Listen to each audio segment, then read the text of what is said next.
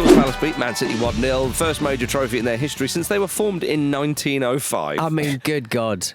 There's that is mad. You could be, you know, let's say you can start remembering things at like say 5 years old for the sake of this. You know, if you were there at the beginning, you'd have had to wait 125 or 120 years, wouldn't you? Yeah, 125 with your age. Yeah, I mean that's just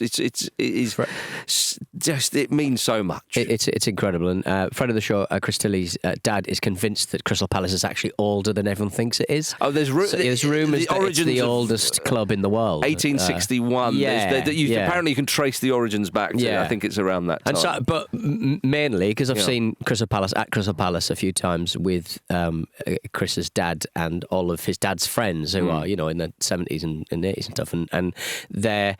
I'm just so happy for them. Yeah, I know. You know what I mean? Yeah. I'm not. Yeah. I couldn't give a toss about the 20-year-olds or the 30-year-olds or the 40-year-olds, but the people who've been there for 50, 60 years Definitely, what a day for them. Yeah, Good you're God. right. And you saw that in the many clips you saw on social media, panning around the crowd. The amount of generations that were represented. It's absolutely wild. I think that's a really important point because someone was saying the other day that like. Palace have been in the Premier League. This is their 13th, approaching their 12th, 13th year, in the Premier League. And so there'll be kids who will only know Palace as a Premier League side. And they finished, just to add a bit more to that, they've finished, I think, between 10th and 15th every year. Yeah. So it is that kind of mid-table security. Some say obscurity. I don't think that. But anyway, your point, Vish. Yeah, they think of themselves as a mid-table kind of Premier League side. but they think of themselves as a Premier League club. And there was this idea of like, but there's certain Palace fans approaching their teenage years who've only known Palace to be quote unquote successful. To which I thought in every football fan base, the idea that kids think, we're really good and are going to be left to that thought, and it's not going to be hammered into them by their parents, by their older brothers, by their other generations that no, we're not. Yeah. No, we're not. We've had plenty of bad times, mate. Don't you worry. Well, I think that most people watching that final who are not Palace fans or Man City fans or Brighton fans, although I think it would be, I'm going to stick my neck out there and think I reckon there'd be a few Brighton fans thinking, fair play, because they'd probably see themselves in that, if you see what I mean. But to go back to my original point is the vast majority of people watching that game would have been cheering on Palace, like almost like their own. And I think so many people would have thought, I'd love to be a Palace fan today because it looks so great. However, going on what you said, I'm sure they didn't think I'd love to be a Palace fan when they nearly went into or they did go into administration. I think in 2010, they nearly got relegated from the Championship around that time. The post TDK shirt generation, exactly. Of Crystal Palace. You know what I mean? But that's it, though. It's almost the equivalent of when you see when you're younger and you see someone from Team GB win a gold medal at the Olympics and go, I'd love to do that. That would be amazing. And then you hear about their routine and they have to get up and you kind of go, do you know what? I'm all right about that. It's like Michael Phelps trained every day for close to 20 years. Exactly. You're like, that's too much. Can't be us doing that. Can you not do just a week? Just do a week and you'll be good. You'll be golden for the Olympics. Tell me about your cheat meals. Exactly. Michael. That's it. That's the only bit of sort of strongman training I'm interested in. Yeah. They go a pizza. Brilliant. I can do that. I can do that bit. But that's the thing with Palace fans, though, is that's why those celebrations are so great, because of the trials and turmoils and all the rest of it they've been through, and never having won that major trophy. But that's the thing, and we're talking as fans of other football teams, not Palace, and we've mentioned it quite a few times on this show because whether it's in play during a Premier League match week or it's because we get asked a question on the mailbag, and it's always about trophies. It always pertains to trophies, and often it's framed from big teams win all the trophies, it's football dead, to what should a team like Crystal Palace look to achieve? Should they try and push into Europe and break into be a top 8 club? Or should they focus on trophies? What does success look like for your football club? And success looks like people crying in the stands. A bloody good time. Success looks like everyone going fucking mental, turning and wanting to hug everyone, and then seeing someone they've known for most of their lives, or a family member, and being like, I'm so glad I get to share this with you. And that not being restricted to the crowd, but also like the players on the field and the players getting that as well. Like that is what it's about. Totally. And I know we're not going to be the only podcast that said this and the only place where you'll get that point of view, but I do really think it's first reinforcing, particularly given what we're going to talk about in terms of like pushing for Europe or this final that's approaching on Wednesday. Like that is the important bit. Yeah. It really is the important bit. It is and it should be the only bit. And I appreciate it's not, but it is the important bit. Well, I forgot that that winning the cup gets you into the Europa League. People are like, they're in the Europa League. I was like, oh, yeah, so they are. Could derail a season. Yeah, don't want it. Yeah, don't worry about that. Let's focus on the here and now. Obviously, I'm being a bit. And what will that mean for their squad? Exactly. Oh no, you're gonna have to break the bank now. Indeed, yeah. And obviously, there's a time to talk about that, and that time is not now. And by the way, it's great that they're in the Europa League. Yeah. But you're absolutely right. What you say there, Vish, that this trophy win is just so amazing, incredible. And it could have gone to a more suitable team as well. I've got great fondness for the supporters and the club. Proper supporters, and a club that London can be proud of when frequently they don't cover themselves in glory, in my opinion. There we go. Little dig at the Southerners there. But there is a point to that. I think Palace's identity is. It's so authentic. It's so South London and so authentic and so. Well, it's unique. The supporters have learned a lot from the best of European fans on the continent. I mean, yeah, and they've adopted some of that. And you saw the march to the ground and all those things that often you see when, say, a team in the Europa League come and visit London or another part of the country. And I don't know whether it be Eintracht Frankfurt fans. I know Glasner was there. That was the one I thought of, or fans of another country or another club. And they do these sort of cool things where you kind of go, the Homesdale Fanatics, yeah, and the Homesdale Fanatics, absolutely, yeah, right to mention them. That they've, I don't know what their thought process and how they've come up with it, but clearly they've been influenced by some of these sets of supporters. Well, this is the 20th year of its founding. Indeed, really, indeed, yeah. And they managed to get the Pardew stink off the team as well. That's a big deal. Difficult. I didn't see him. I don't think. Around the dancing away. No, probably a good thing, really. Is that what did Steve Parish have a word with a BBC and ITV cameraman? Can you just not let him in? Can we have our day? Okay, without can you not let him in? Can you pretend it's Stringfellows? Can you just not let him in anymore? You're barred. You're barred, Alan. Get out. All that. Because I mean, I suppose at some point we should talk about the game itself. Yes. Because you're right. Hendo should have been sent off. Let me say, robbed. Those Man City Blues are robbed. Disgusting. Scum. I mean, let's talk about the goal first before we get to that. Let's do it in chronological order if we can. And also, actually, before the game, because Palace there was a vibe that they wouldn't be denied on the day. It was a vibe. Did you get that? Yes, I did. And I got that in the quarter-final when they hammered Fulham at Craven Cottage. Yeah, right. I looked at that because they've only conceded one goal in the whole of the FA Cup this season, which is stunning stuff. For a team that you immediately just go to their attacking players and be like, how can they go forward? But defensively, Glasner has got them so well drilled, and that was so evident at the Cottage when they just walked over Fulham 3-0. And the relationship, when you see it there with the fans and all that kind of stuff we just talked about, Lacroix giving it the big one and so on, and the togetherness has become evident because they suffered their worst start to a season since 1992-93 season, but they've turned it round. And what they've done in the Cup is brilliant. You know, what they did to Villa. Because when it got to the quarterfinal stage, it was just Manchester City left in at that point who were like the ones who had won it either recently or had won it at all. And I think a lot of people probably would fancied Palace maybe to go on and do it for the romance of it and so on. So when they beat Fulham, as I say, it's so impressive, so well organised. And the defence, what I love about the defence is they love it up 'em. They don't mind it up 'em. You know what I mean? It's like, well, they exactly camp out in the 18-yard box for 70 minutes. Yeah, exactly. Do that. But they're so comfortable defending, and then you've got the quality of the players going forward there. But when you saw that Man City team sheet, I thought, ooh, shades of 2021 Champions League final. We all thought it. Everyone's been saying it. He's tinkering. He's not put a defensive midfielder on there. He thinks, and that's what they tried to do. They tried to just overwhelm them, press them back, and thought, right, you're not going to get out of there. But you only need to do it, if your defence is that good, you only need to do it once. And the goal they scored was a very slick move. A man of the match, Daniel Muñoz, of course. When he got that space down the right, everyone was thinking, God, he's got space. He's got the space. Yeah. and delivers a lovely cross, and that man Eberechi Eze, Pete Donaldson. Oh, mate, he's just had such an amazing season, and he'll go on and achieve much more than probably what he's got here, I would say, whether that's at Palace or not. He's just England. I think that was... He's already saying he's going to move.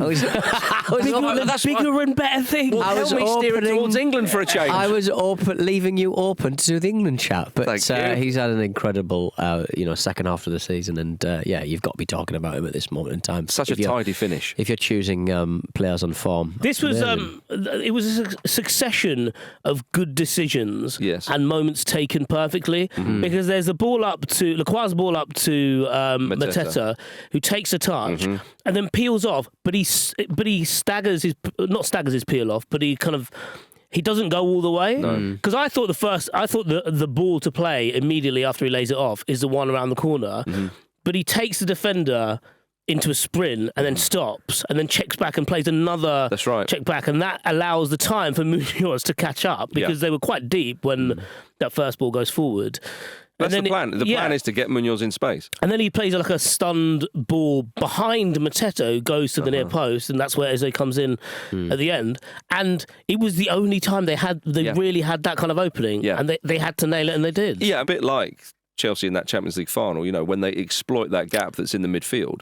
Because, who was on Kamada when he plays it back to Mateta? There was room, and that was a bit like when, I can't remember who it was who slipped Kai Havertz in that Champions League final. But that space was where you would think a defensive midfielder would be, like a Kovacic or whoever it would Nico O'Reilly, just stick it like he likes to put, Pep likes to put him in there, doesn't he, really? But I think it was and he's massive. He's like, he can really dominate as well. So it was a really missed opportunity for a player like that. It was. But it did there were shades of like Pep overthinking it, and that goal was the only goal. And of course, what is it, about 9 or 10 minutes or whatever it was after that, Dean Henderson comes out of his box and just he swats it. Pete, how that's not a red card? If that went for Man City, we would be fuming and going, the final's ruined and all the rest of it. Is it a red card? Are you thinking it's a red card because of Haaland's reputation? No. No. I'll tell you why it's a red card. So it wasn't given as a red card because they felt Haaland was going away from goal. The reason why he was going away from goal is because Dean Henderson battered it away from goal. He slapped it. That's why. If Dean Henderson doesn't slap that, Haaland's touch wasn't heavy. No. I honestly, I cannot believe that was not given as a red card. Even if the roles were reversed and Dean Henderson was the striker, let's say Pep went really mad and put Haaland in goal, and Henderson was the striker through. It doesn't matter, it doesn't matter about the ability of the person coming on goal. But it was astonishing that they looked at it and were happy with it, and the fact that I think it was mentioned on commentary clearly because it was a point that was made between the VAR officials that he was going away from goal, so it wasn't a denial of a goal scoring opportunity. It was an open goal. Do you not think that I'm not one for statements, but do you not think Pugmall or somebody has to sort of come out and go, sorry about that? Not sorry about that. Just sort of explain what Pete, the thinking was. What they should do is they should have a chat to the Premier League and everybody agree and go, okay, in response to this, we'll knock it down to 125 allegations. Okay, we'll knock a few allegations off. How about that? I'll tell you, we'll give you a couple back. Here you go. That's for you. That's for your troubles. Honestly, Manchester City fans have a right to be fuming. However, what I would like to say, I wouldn't go that far, but because of the allegations. I think you'd be every right. There's every right to be fuming because that was a terrible decision. It was. It's a red card. Yeah. And its fact is that Dean Henderson goes on, and some people had him down as man of the match as well. He puts in that performance. But I reckon they couldn't give it to him because they're like, well, he shouldn't have been on the field. I reckon so, Don't draw more attention to him. Yeah, exactly. Imagine if Glasner had stumped him. But, immediately after. Amazing. Got away with that one. But, as I say, on behalf of... And then the substitute does the same thing. Yeah, on behalf of all the neutrals, because of which I apparently was on Saturday, or it didn't feel like it, I want to say that the VAR did us a solid there. An absolute solid, because when that happened, all of our hearts sank and we thought, that's it then. That's it, the final's ruined, isn't it? Dean Henderson has ruined the final. Yeah, I see what you mean. Because if he goes off, even though they've got the goal advantage on 25 minutes, whatever it was, Man City is not going to lose that. Yeah. But he wasn't sent off, and he goes on, he made a great save from Doku, he made other saves as well.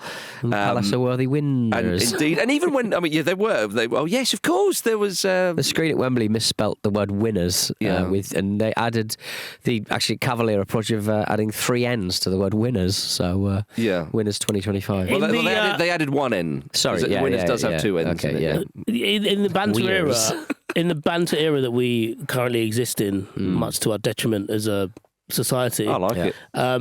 I did think there was like a bit of banter there, and I couldn't work out. Like, what does it mean? Someone's done that. Is this Bevo or has Bevo done this? So someone, is this I just always is this a Sidemen thing? What's going on here? I just always assume that those screens are like JPEGs rather than dynamic text. I know that's very naive, but the idea that somebody is typing that at the last minute and not that's gone, I've typed in 3 N's, shit. Yeah. Quick, right, winners. There's always going to be a winner. Yeah. Always going to be a winner. Yeah. You should have that one ready to go. Yeah, exactly. Yeah. Or, it's not too much effort. It's one or the other. Yes, it is. Maybe he was writing it when the handball happened. It was like, winners. No. But what about Dean Henderson's penalty save? I thought you were going to describe it just simply as Dean Henderson's penalty, because he was the only point of conversation when Haaland gave it to Marmoush. Yes. Certainly in our green room, when we were all discussing where Henderson was going to dive to save the penalty. Well, I was convinced, rather than like where Marmoush was going to score. It was a bit telegraphed, I thought. You reckon? I need to watch it back then because I was convinced he was going to whip it. Yeah, and because when Haaland went up, Haaland's sort of go-to penalties usually open the body and stick it to the keeper's right. Although he's done some where he's mixed it up as they all do. When you take enough and you score enough, you have to mix it up. Otherwise, you don't score enough. Yeah, you do. Yeah, but when you're under the cosh, like Harry Kane, although Kane has now mixed it up as well, he sort of waits for the keeper, but he always had that whip to the goalkeeper's right, didn't he? That was like I'm going to hit this harder than anything's been hit before. Yes. Good luck. It's gone over the bar. You're absolutely right. Well, whatever chat we want to have there, Dean Henderson makes a great save, and actually it was a very strong hand as well. It was actually. He ends up because he dives forward, having started behind the line, as most keepers, all keepers do now. He ends up having to save it behind him, if that makes sense, behind the plane of his body, as it were. And it was an excellent save, Obviously, like, Haaland's missed 3 penalties this season, which is, not great for a man who is so bloody prolific in the Premier League. And Marmoush has scored all of his penalties at Frankfurt, where he came from, obviously. And Pep is at pains to state that he hasn't changed the penalty taker. He just lets the players on the field decide who's going to take the penalties, which sounds like the most un-Pep thing ever. I guess he's always said that. Yeah, I'll just leave it up to the players. Let the chips fall as they may. Yes, that's right. Yeah. I think though that this final, look back in bygone eras, there's often nicknames for finals. Like if you go way back, you got the White Horse final, which was that one copper on the White Horse, like basically organising a crowd of like 100,000, and at a very different time. And then it was the 1953 final. It was the Stanley Matthews final. Because of his performance. This is the Dean Henderson final. It absolutely is. Because of the light and shade of his performance. Totally. The fact that one of the most controversial / bad decisions I've seen in a final. Not Dean Henderson's fault though. Like he was. No, but he's in the thick of it. He's central. So and then saves the penalty, keeps a clean sheet, and really, I mean, Muñoz was great, and you could have given it to one or two of the defensive players, but for me, he was man of the match. So that's a really interesting point that I don't think has been brought up, and maybe actually it is because Manchester City were on the receiving end of it. But yeah, like you're right to say it. It was one of the worst refereeing decisions we've seen in a final. Yeah. Yeah, and it was not since the 1966 World Cup at Wembley have we seen Wembley have such a shocking. It should have blown up earlier, shouldn't he? Well, full time. But people on the pitch, he should have stopped the play. And that one that never crossed the line. Yeah. But once again, the officials did us a solid that day. How have you brought it back to the 1966 World Cup final? Jesus Christ! Oh dear. Spitfire speller. Speaking of which, big Christian contingent at Crystal Palace. So I was going to ask you about this, and I didn't know if you wanted to talk about it, but what I thought was really cool was reading up about the power of faith within a certain group of those Palace players, and Lacroix talked about it in a really interesting way. You see his leadership come through even in that context. Yeah, because it happened quite organically in that he does his prayer celebration, and then he calls people over. He ended up calling people over, being like, "Oh, why do we all do it? Like we all do this celebration one way or another." Yeah. Get the books out. And Come on, let's have a study session. On loan Ben Chilwell was there with his eyes closed when they're having a bit of a prayer as well. Yeah, Get them involved. It's a revival. But the funniest one was Mateta mimics everyone's celebration, yes. so it was down there as well. Yeah. But yeah, as someone of Christian faith, I think like that kind of grouping together was actually quite cool, even for someone who's a non-believer. Like, I don't consider myself religious. I was raised Hindu, but yeah, I wondered what you thought of it, because it's not something you see in most football, really, like across the world. That kind of collection of faith in that way, particularly in this country, and in this country, but particularly between a pocket of players who. Just seem to like really vibe with it in a way that I suppose we don't necessarily see over here. Yeah, when Joel Ward was involved as well, he was a legend at the time. He had a verse written on his sleeve. Well, I mean, clearly whoever prays the hardest wins a final. I think that's the takeaway. No, but I think why are Man City full of sinners? It's the other question I wanted to ask. I'll give you 131 reasons. No, I think that there is something about team spirit, and quite clearly, there's lots of sides of one trophies that wouldn't have religious players and whatnot, so hear me right on this. But there is a togetherness in that squad, and that's the kind of thing that can reinforce or maybe add an extra layer to a band of brothers or something like that. But when you have a man like Lacroix, as I say, who his relationship with the fans and clearly with the players, he himself, and you could point to one or two other players, is such an important player for them. And even, I mean, look at the defence. When Mark Gay goes off on 61 minutes, you think, he's a massive player for Palace. And yet, what did they have, about 12 minutes of injury time or something ridiculous like that? For the next 45, or 40 minutes on top of that. Mark Gay's eye socket didn't need that. Yeah, he really didn't. He really didn't. No, yeah. Joel Ward had the Bible verse Ephesians 3:20 written on his wrist during the final. And Ephesians 3:20 is, "Now all glory to God, who is able, through his mighty power at work within us, to accomplish infinitely more than we might ask or think." And I would say that like a lot of those particular Bible verses are just broadly applicable to like strength and courage, but it's about, I suppose, where those particular players get or seek that strength or courage. And I think if you go through those players, like they've all had their kind of tribulations, whether it's over the course of the season or in their careers more generally. They've been tested. They have, This term is tested. And if you reach the pinnacle of the game. Yeah, exactly. It doesn't come without struggle. But I thought that was quite cool. I think what you said about is very interesting, because as you say, we don't really see it over here. Yeah. And cooler full of communion wine, please. Yes, and fittingly, Steve Parish is the man. Yes, bringing them together. Yes. Have some wine. It is, yeah. I mean, just to sort of finish off the chat with Man City, O'Reilly has that chance, and Pep throws on 19-year-old Claudio Echeverri for his debut, who himself missed a chance, and it was just kind of desperation, and it just felt, this is Palace's day.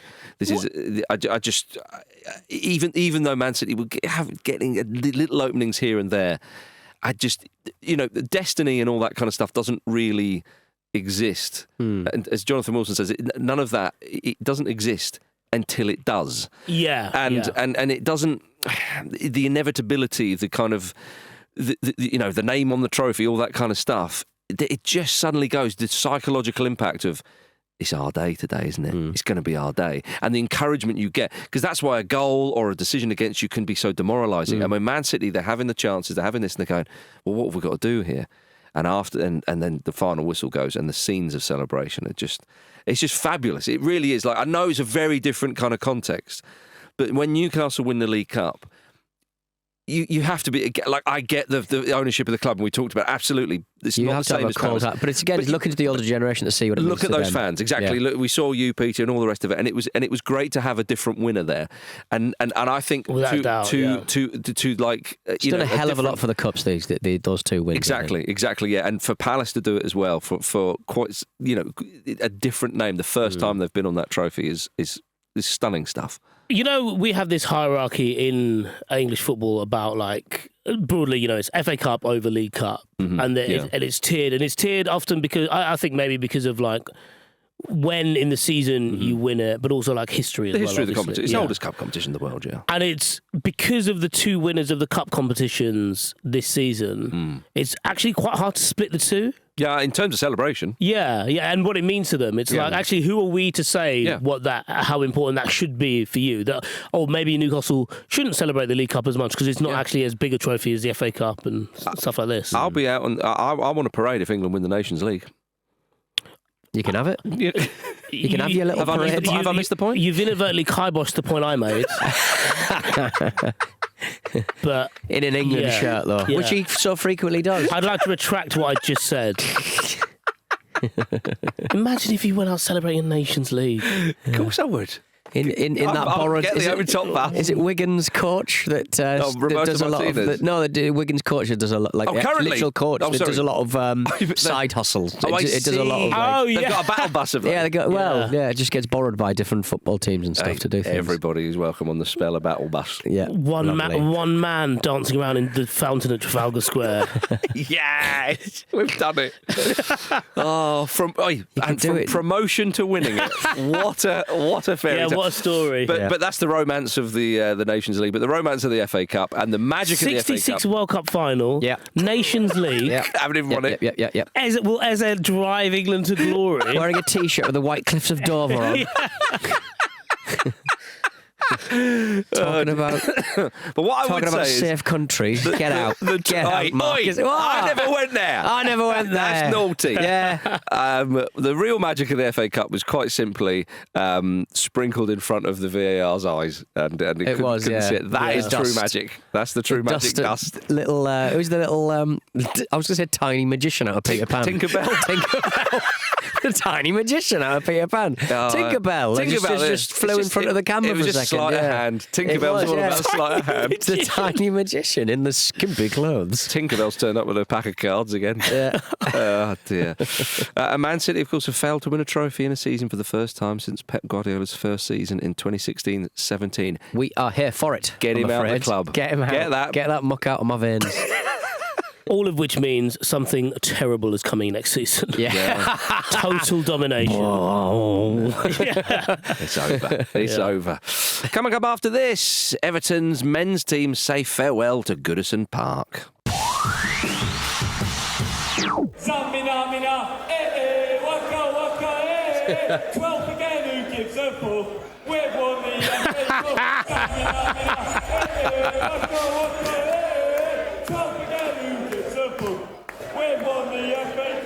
That was the Dean Henderson song there, in case you didn't know. I love the fact that when he signed for Palace, he said, I'm here to try and take them to the next level.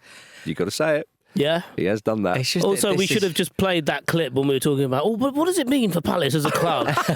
Yeah. I mean, I just love that they're using a very unloved World Cup song as well as the song. Underrated World Cup song. Unloved. Yeah. Why is it unloved? I love it. This is Africa. It was rubbish, wasn't it? Are you joking? Shakira, it's a banger. It was rubbish. It wasn't a banger. You sang it at a man at Heathrow, I remember. Oh, here we go. That story changes every time. Yeah. All right. What was the song I sang to him? I thought you sang This Is Africa at a man at... that's a different because you were excited about the World Cup. As in Toto? No. He sang This Is Africa to... Africa Sing Africa. Sing Africa. Well, I was singing a different song. Right. I can't remember what I was singing. Might have been like an England song, was it? And he went, what's that song you're singing? And I said, it's like an England song. He went, okay.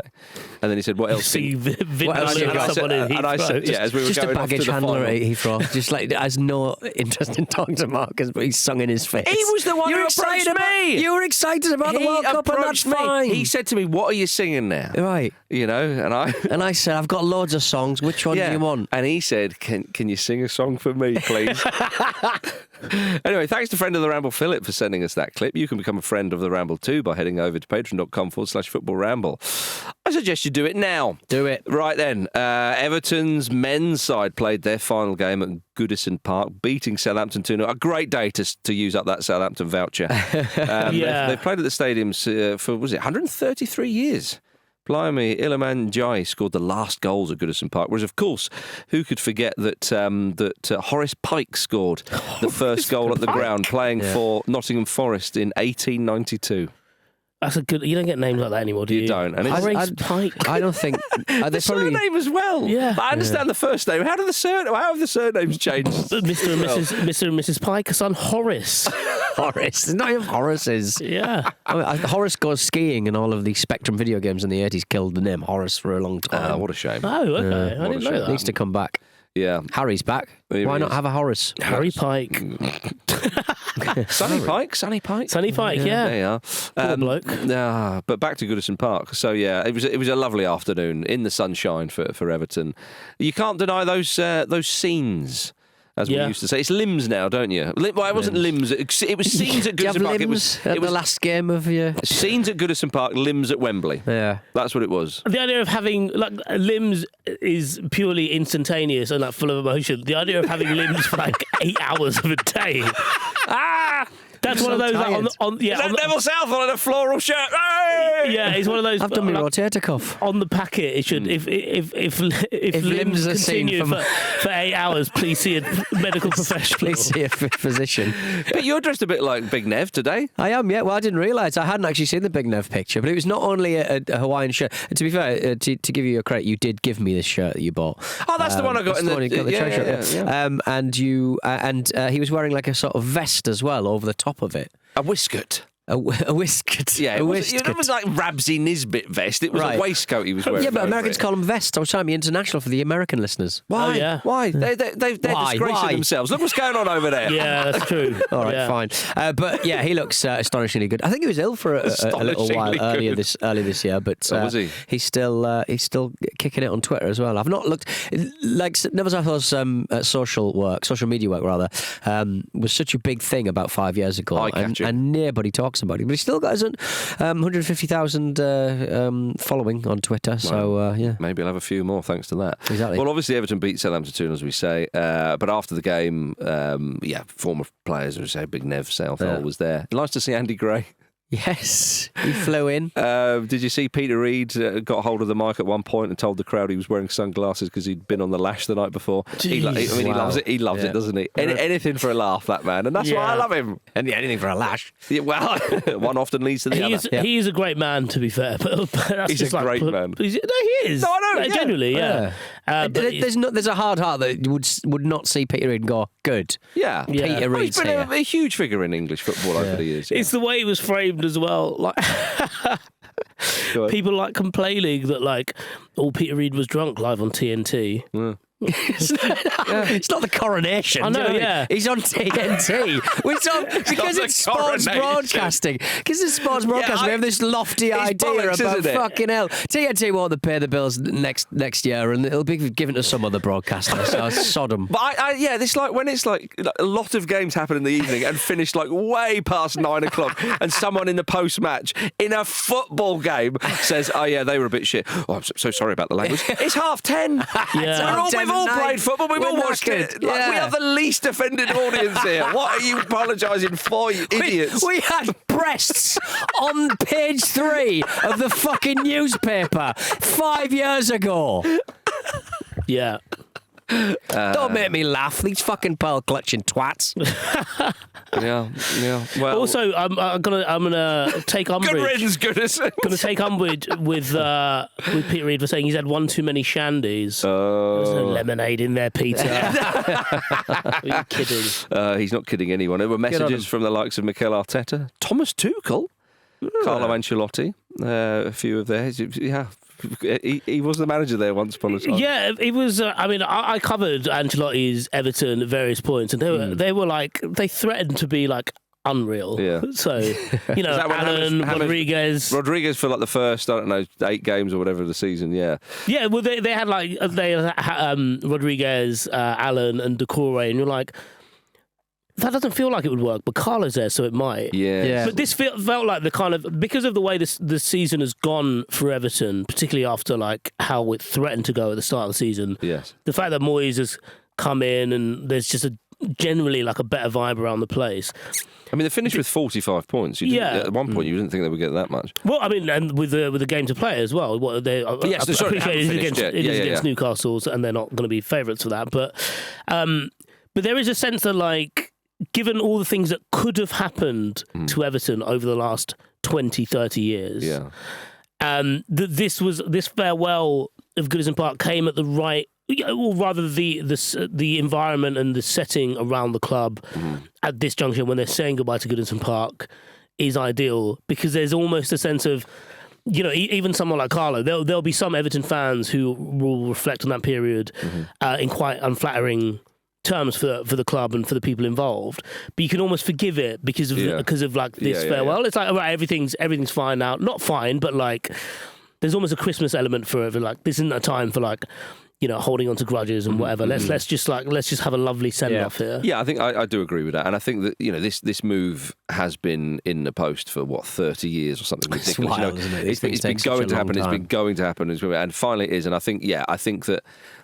Of course they're sad, but I don't think you'd find many Evertonians going, no, we should be staying. I think they get it, and I think maybe if it had happened 20 years or 25 years ago, maybe there would have been a bit of of a different feeling. Who knows? And we'll never know for obvious reasons. But I think it's been Moyes coming back and steadying the ship has been so crucial.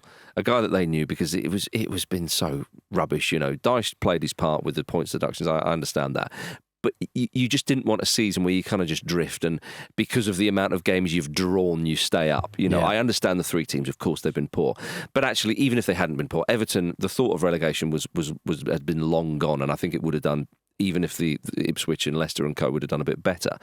But, you know, to win that last game, to have that memory of James Tarkowski's equaliser against Liverpool, you know, there is a few things to sort of hang the hat on. I think they leave it on good terms. You know, it as you say, Vish, it was a happy day, and my goodness, they've been due something like that, because it would have been awful, wouldn't it? Imagine if they got relegated, you know, and what kind of send off and so on. But as I say, that's not been the case. It was great to see Wayne Rooney there. It was, yeah. I mean, the whole Duncan Ferguson, Wayne Rooney, like all of the frightening men of Everton's yesteryears were represented. They got some tough former players, haven't they? Geese, haven't they? Yeah. They've also got like a who's who of men you look at and be like, oh, he looks like that now, does he? Okay. Yeah. I mean, look, we're going to miss Goodison Park in the Premier League.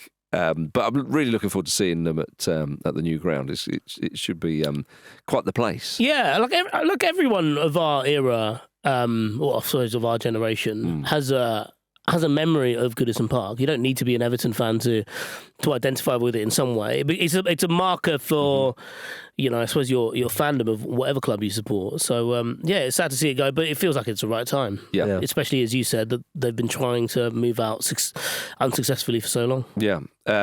Jamie Vardy said his farewells to Leicester City while we're talking about the goodbyes. Scored his 200th goal for Leicester on his 500th appearance, in his final appearance for the club. Lovely stuff. So good. I know they rested him for the next match, but or not playing him. He just doesn't fancy, does he? He was like, yeah, I want that. I want to go out, yeah. I want it to be succinct. Yeah. 200. I'll score against Ipswich. That's a lovely one again. Could you not going to be your last game? Could you not play and then just not score? Because you've been doing a bit of that this season. 200 and 500 sounds better than 200 and 501. Yeah. 201 sounds like he could have done 250. Do you know what I mean? It feels like a robbery. Yeah, I think he's done it right. Yeah, I think he's done it right. Yeah. Also, as well, I think he probably thought, Bournemouth Beach is lovely. I'd rather be on the beach than go and play away there. Probably be on a completely different beach. Maybe. But what a servant to that football club. 13 years to the day since he signed from Fleetwood Town, that was. So it's not bad change of 13 years, 200 goals. That's not a bad return at all. Bearing in mind, you know, he'd been relegated with them, you know, obviously, a couple of times it would have been. Took him a while to break through. There's that famous photo of him sat on the bench with Harry Kane while, weirdly, Chris Wood is on the field. It's funny that, isn't it? I mean, we've talked about Vardy. What can we say that hasn't already been said? I mean, he's not retiring, which is mad, isn't it? To think to see him play for another side that isn't Leicester City. Was he a fan of Sheffield United? Sheffield Wednesday. Sheffield Wednesday was the side. Yeah, I think wherever he goes, it would just be more Jamie Vardy, maybe at a slightly lower, slower pace. But I mean, even the way he took his goal, it was vintage Vardy. Yeah. That lovely run, quick feet, and just tucked it away, and a goal that the whole country wanted to see. Yeah. It was lovely. It would have been. It wouldn't have been a shame if he'd have been stuck on 199 goals, because that's still, still pretty good. It's not too shabby, but to get that 200th, I think that was what the day was all geared around, really. And to give Leicester fans, again, who've had a horrible season, a moment again where they get to say goodbye to him on a positive note, where they've won the game, he scored. That was important, I think. Yeah, and narratively, it sort of allows the club to kind of move on and make the changes that are needed to be made in the Championship at a time when they probably could have done with his goals in the Championship, to be honest. I mean, he's a bit like, I'm not going down there. I'm staying in the Premier League, thanks, yeah.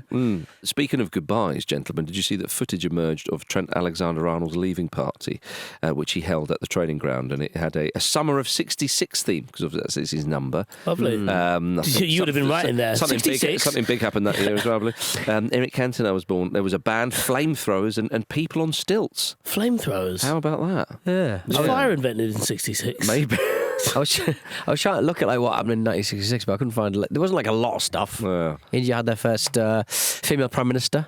1966, that's so early, isn't it? Really? India? Was that Indira Gandhi? Yeah. Wild. Well, speaking of the fire, sadly, obviously, the Great Fire of London was in 1666. Vish. Right, okay. So Yeah. I think enough not the time. year. Not the year, though, was it? I think enough time's passed that we could mention that. I mean, the party itself looked absolutely forensically corporate. It was just really. Yeah, I mean, but they went. They were away in the week, weren't they? When Slot was hanging out with Wayne Lineker, they were in Dubai, I think. I believe so. Yeah, and that was basically a party organised by the players, Right. to give Alexander-Arnold a farewell. But this one was. I mean, this is kind of like. It was always going to be corporate. It was holding it at the training ground. Yeah, I was going to say. And then they erected a big... Oh, no, can we bring girls? No girls allowed, sorry. Cannot bring girls to this party. No girls, please. No girls allowed, or other bands? Right. No girls allowed, and also no girls allowed. Ah, right. Yeah. Okay, that's a shame. Yeah. I did like the bit at the end where the party where they did the final send-off, where they had erected a Burned him on a pyre. No, they'd built a big pirate ship, and then Trent was on the ship, and then the ship started sinking, and he was the first one off with the little rat. Yeah. Hey, careful. Gary Lineker's not going to be doing the World Cup 2026. Oh, yeah. Marcus Speller, speaking of Oi, goodbyes, that's big, isn't it? Oi. Give it Spellsy. It's Give it You Speller. can't say that. Give it Speller to the end of the World Give Cup. it me to the end of the World Cup. I mean, I'm not being to end of the world. I mean, I would thought you were say... saying goodbye to me because I'm a shoo-in. Yeah, well, we'll see how that one pans out. We'll see how your dossier pans out, Marcus. Someone said that to me after the live show. He went, I really thought you should have got the match of the day. And I thought, I hope you're joking. Yeah. Well, I would say, Marcus, Can you be that my if agent? you want someone who is about as pro-England as it gets, Yeah, exactly. I mean, you're there. Maybe Do you know that's what I mean? maybe that's why they won't give it to me, because they don't want me stuck in the studio. Right, okay. They need me, Touchline. leading the march elsewhere. Touchline, blocking throw-ins for opposition players and stuff like that. You want to give the England team a talk in the way that I suggested Connery should have a word with Scotland. Yeah, exactly. exactly. Although you're still alive. That's true. They, Surely it should be King Arthur that gives them that talk, though, shouldn't it? Coming up after this, a big win for Nottingham Forest. Yes, gentlemen, the race for the Champions League spots heated up on the weekend. Nottingham Forest beat West Ham 2-1 at the London Stadium. Feisty game. It was, yeah. I mean, both keepers were on form until Areola shat the bed. What a mistake. Sells was great, Areola was great. It was, it was weirdly spicy for a, I guess Forest do need this, but obviously West Ham aren't going to get relegated. A great goal as well. Goal of the season, asterisk. West Ham's side of it. From Jarrod Bowen. Yeah, from Jarrod Bowen. It was Dennis Bergkamp-esque. Well, he had a lot of time to take it. Well, he could have taken it down and done something with it, flick, probably, though. but it's just the flick was just absolutely technique beautiful. is glorious. Cantona-esque, I would say. Yeah, okay, maybe take that. more Cantona. He was a better player than Bergkamp. Oh, wow. Steady. That's right. Right, you're out. Let's have You're that out, on sunshine. uncut. Arsenal fans aren't listening to this, are they? Well, anyway. Doing Arsenal on the Tuesday show. There we go. But Forest, they keep their Champions League hopes alive. They needed to win this one, and they did. They're seventh on 65 points. It sets up that Chelsea game lovely, doesn't it? Yeah. And the last day of the season. So it really is all to play for in there. It's so tightly packed. I mean, Manchester City, of course, have of Bournemouth midweek, and if they win that, then they're home and dry. You would think so. Oh my goodness! But in this game, I mean, Gibbs White being gifted that goal. There were great saves. Milinkovic, his goal prompted a very long VAR check. It was just like, it got to Not the point, a great weekend for VAR. I reckon West Ham fans would be going, just give them the goal. We've got nothing to play for. We don't want to be here. We haven't wanted to be here since we moved here.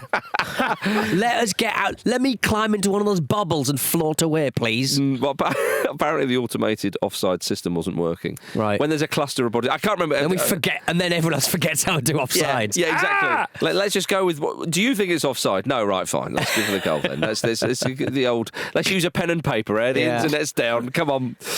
What they need is a little wizard. An enormous amount of second half stoppage time, but they got through it. Yeah. And West Ham showed a little bit. So obviously they won at Old Trafford, but I think Graham Potter has said. Oh, well done. Yeah, well, exactly. Yeah. Well, I think Graham Potter must have said to his players, "Look, we are going to have to show something towards the end of the season. Otherwise, it seems unlikely. But I don't want to be sacked. I want to be here for it." But yeah, it's not been a good season for them. It's not been great, but it's been a long season weirdly for Potter. But he's not signed anyone. Like Allardyce had more of a hand in this. This is squad than Potter. So I mean, he came late, of course, but this is why, Pete, in the summer, it's going to be interesting to see what happens because Potter, things have to improve. Well, they brought on that. Kyle McCauley, obviously, who worked with him at Ostersund's and Chelsea and pretty much everywhere else he's worked, and they're spending like £1 million on getting him out of Chelsea's contract. So they're recruiting for more scouts, and I think they're sort of trying to get into that kind of Brighton style of like buy and resell. But it is going to be. So this summer they get the scouts. It's going to be next summer. It's going to be a fire sale, but all of the products they are selling are singed. I mean, this is going to take a lot of money. The West Ham board will be having to spend a bit of money here, but will they? When clubs know that you've got a bit of money, it makes negotiations way harder. And West Ham have historically lowballed a lot of decent players. Maybe they could just get more strikers in and ruin them. But they have looked more creative with the ball. But when they fall behind, they just cannot climb out of their holes really. But I kind of want to see them do something next season. Forest will be doing something next season in Europe, that we know. But which competition will they be in? Because all three are up for grabs still for Forest. They needed to win this. I mean, again, if they don't get Champions League, they'll rue that home game against Leicester. Yeah. But the fact is, they came through this one. And as West Ham showed a bit of something and scored, and they were pushing for the equaliser. Because Paquetá came on, I think, and changed it a little bit. Yeah, I mean, it was a very defensive lineup from Potter. It was. We'll go on to Forest, I'm sure, but like Jarrod Bourne, you do sort of think he's not. He doesn't get a lot of supply to do the good stuff that he does, and you do sort of think at some point Jarrod Bourne, he's one of those players that I think probably could benefit for taking a small step up in his career to a team that has shown a bit more. Depending if it doesn't work for Potter next season, I think Bourne should be sort of maybe looking to maybe go to the continent or something. It would be difficult. Enjoy yourself. I know he's of an age where you're not going to spend a lot of money on him. 28 and his contract is until 2030. I can't imagine he would move, but it would. I would like to see him in a side that plays to his strengths a little bit. Maybe. He is pretty happy. Yeah. And he did score that goal, so more of that, please. Yeah. But with Forest, I was like Bergkamp. with Forest, I mean, they need to beat Chelsea on the final day now and hope that at least one result from games involving their rivals of Aston Villa, Newcastle and Man City goes their way. And that's where the problem lies, really. I mean, it'll be an intriguing affair against Chelsea, and Chelsea beating Man United on Friday was a big result. And the fact is they only beat them 1-0 shows you that there was maybe a few nerves creeping in and making sure they kind of get over the line. Yeah. But Forest, they are looking for snookers now, and a huge result against Chelsea, which would be massive. But Villa go to Manchester United on the final day. Post-Europa League, whatever happens, Aston Villa will win that game. Man City have got a game in hand, and they're playing Bournemouth, as I say, midweek. Then they're away to Fulham, and Fulham might have something depending on tonight's result against Brighton. And there are so many permutations, of course, but there may be a chance that Fulham could get a European spot, although it seems unlikely now. So you look around, and then you see Newcastle are at home to Everton. You'd fancy Newcastle to win that game. So I think it's going to be difficult for Forest to qualify. But I think all things considered, if they end up in, say, a Europa League spot, I think that's probably about right. I know Forest fans won't thank me for saying that, but I think there's too much that needs to happen for them to get in that Champions League spot. And sadly, I think that draw at home to Leicester has buggered them. But I think if they're in the Europa League, they could bloody well win it. So that's what I was. But I mean, if they're in the Conference League, they could win it as well. But I think Europa League, the Conference League, the Europa League, you get them just those glamour-ties. I think so. It's all to play for. But it's nice that we've got something on the final day against those two teams, which is a juicy encounter, and we're going to be intrigued as to how that's going to go. But gentlemen, before we leave, can I mention Fulham beating Brentford 3-2? You can touch on it, yeah. Yeah, go on then. You've talked about all the things you love in the show, which haven't involved any of the teams that have Ain't made their name over the weekend. Like Tom Kearney. Yeah, he's going. He's leaving. Well, there's still a bit of chat to happen. Is there? Yeah, he said. I think he's alluded to the fact he wants to stay, but I suppose he. Money talks. He's been linked to Wrexham, but if he does, Wrexham. No, I know. But if he does go, that's a lovely one, isn't it? To score, get man of the match, coming on as a sub and scoring against Brentford in a famous victory. It's annoying because I really like Tom Kearney, and then I look at his age and he's older than you think, and you're like, we're running out of Tom Kearney. He's 34, yeah. Yeah. 34 Jesus, and a half. 34. I know, yeah. Wow. I remember the days too, Peter. Brentford, yeah. I mean, Mbumo missed a penalty as well. That was a lovely save from Bernd Leno, because when Mbumo put all his penalties the other side, and I think if you look at it, he stares at that corner, and I think he stares too much. I think he stared into the abyss, and the abyss looked back. Exactly, right. Peter. I think if he gives a glance or maybe even holds it slightly, little wink. I think there was too much. I think it was that. Little kissy face. No, I'm definitely going to do what I always do. The oversell, yeah. And Leno was like, "Oh, we'll see about that." Yeah. And Harry Wilson curling in at one from range and scoring the winner again against Brentford. It's good stuff. Thomas Frank said after the game, it's not the G-Tech, it's the goal tech now. Yeah. Strange thing to say when they've just end the season now. Beaten by a team that they really hate. Let them go home. It's a strange thing. Stop it. Appreciate it. It's very You've had kind too of much. Marco Silva subs, they're making the difference. That was an interesting. Fulham subs have scored 17 goals this season. It's exactly what I want to see from your manager. Yeah, I think it's a Premier League record, isn't it? But could you sort of game those stats a little bit by making a starting lineup of absolute chod? Why would you do that? They're going, my changes have made the difference. Yeah, you put a goalkeeper up front, Marco. Yeah. You've got Pigeon as a winger. You've come on. Oh dear. Couldn't you game that? Oh, God. Willem's got a drip. Willem's got IV drip. But Fulham, it's a record points tally for them in the Premier League. Well, look, they're on the precipice of that. There's a lot of teams like that around. I think Palace are sort of heading to theirs as well. Like, there's a lot of teams who are kind of there or thereabouts for the best they've ever performed in the Premier League. Well, that's right, yeah. Thanks to those stinking three at the bottom. You know, anyone wants to put up at your table? Fine. Yeah. I think we know what you mean. It's been a long live show set. But Marco Silva said of Tom Kearney, I think he's going to be with us, and I hope it is the club's ambition to have him with us next season. Come on. TC Tuggers. Come on. Get him out of there. Come on. Get him out of there. One more, yeah.